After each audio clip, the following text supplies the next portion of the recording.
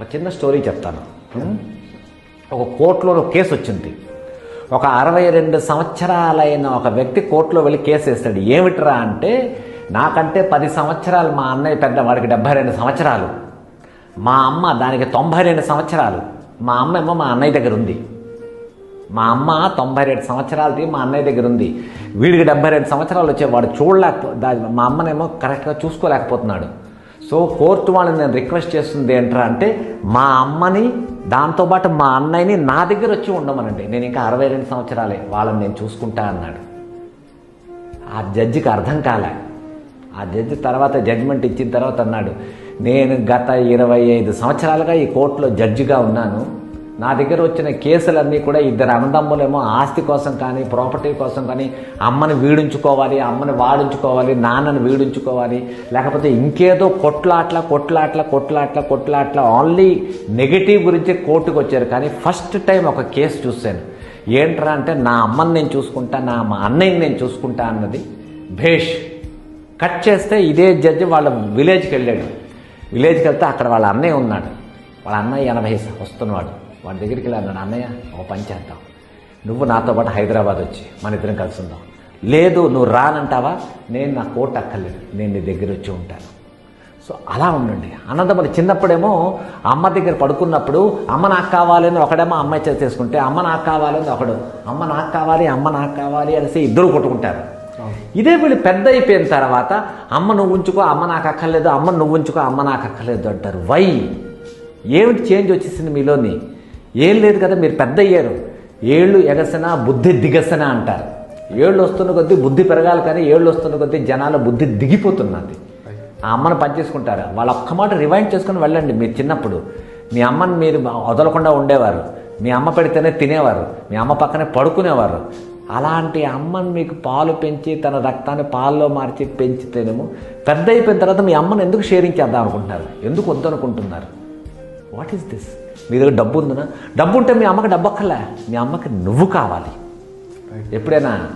So ఈ విషయాలు ఏంటంటే, ఇది ఆధ్యాత్మిక ఆర్ డివోషనల్ అలాంటిది కాదు.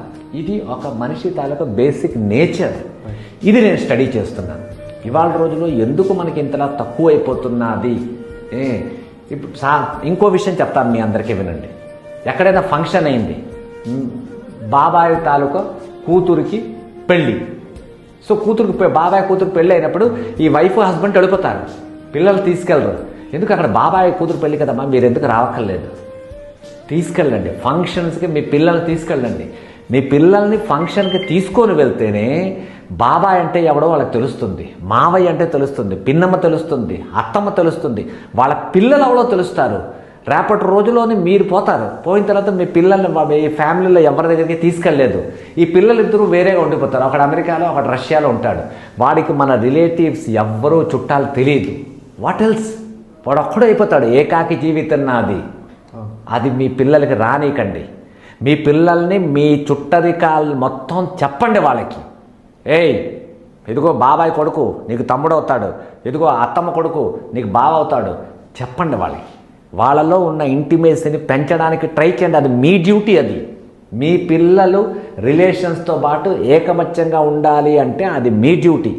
మీరే మీ పిల్లల్ని ఎక్కడికి తీసుకెళ్ళకుండా చిన్నప్పటి నుంచి తాతమ్మ దగ్గరికి నువ్వేం వెళ్ళక్కర్లేదురా, తాతగారి దగ్గరికి, అమ్మమ్మ ఎందుకు పంపించండి, మీ తాత దగ్గరికి పంపించండి. వేసవి సెలవులు వచ్చే హాలిడేస్ ఇచ్చారా, విలేజ్కి పంపించండి పిల్లల్ని. అక్కడ తాత ఉంటే, మా అమ్మ ఉంటే, అమ్మమ్మ ఉంటే, మావయ్యలు ఉంటే వాళ్ళ దగ్గర ఉంటారు. వాళ్ళు ఎఫెక్షన్ పెరుగుతుంది.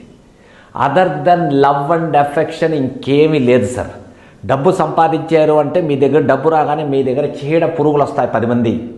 ఇప్పుడున్న యూత్కి చెప్తున్నాను, మీ రిలేటివ్స్ మీరు వద్దు, నేను ఒక్కడనే ఉంటాను, 24 గంటలు మొబైల్లో చూసుకుంటాను, ఈ మొబైల్లో వాట్సాప్ పంపిస్తాను, లైక్స్ పంపిస్తాను, షేర్ పంపిస్తాను. What else? ఎవరికైనా హ్యాపీ బర్త్డే వచ్చిందంటే హ్యాపీ బర్త్డే ఒక నవ్వు పంపిస్తారు. వాడికి ఫోన్ చేయండి. మీ ఫ్రెండ్ అయినా సరే, మీ రిలేటివ్ అయినా సరే ఫోన్ చేయండి. ఫోన్ చేసేప్పుడు, ఏయ్ హ్యాపీ బర్త్డే రా డూడ్, ఏం చేస్తున్నావు? ఎస్. ఎక్కడున్నావు? లాస్ ఏంజలస్లోనా? ఈవినింగ్ ప్రోగ్రామ్ ఏంటి? మాట్లాడండి. మాట్లాడితే ఇప్పుడు నేను ఇదే మాట్లాడింది, ఈ ఎక్స్ప్రెషన్స్ వారికి అర్థమవుతాయి. There is a intimacy developing. రేపటి రోజుల్లో మీరు నన్ను తిట్టుకోవచ్చు, ఈ సత్యప్రకాష్ ఏంటి రిలేషన్ డెవలప్ చేయమని చెప్తున్నాడు ఏంటి అని. బట్ రిలేషన్స్ అన్నది కావాలి. రిలేషన్స్ లేకుండా ఈ మనిషి మీద, ఈ భూమి మీద మనిషి అన్నవాడు ఏకైక అయిపోతాడు. A man alone is a mad man. పిచ్చోడుగా బిహేవ్ చేస్తాడు, పిచ్చెత్తిపోతాడు. అది మీ పిల్లలకి రానీకండి. వాళ్ళకి మీ ఫ్యామిలీతో పాటు ఉంచండి, ఉంచి తీరండి. మీకు అర్థమైతే మంచిది, లేదైతే మీ కర్మ, దానికి నేనేం చేయలేను.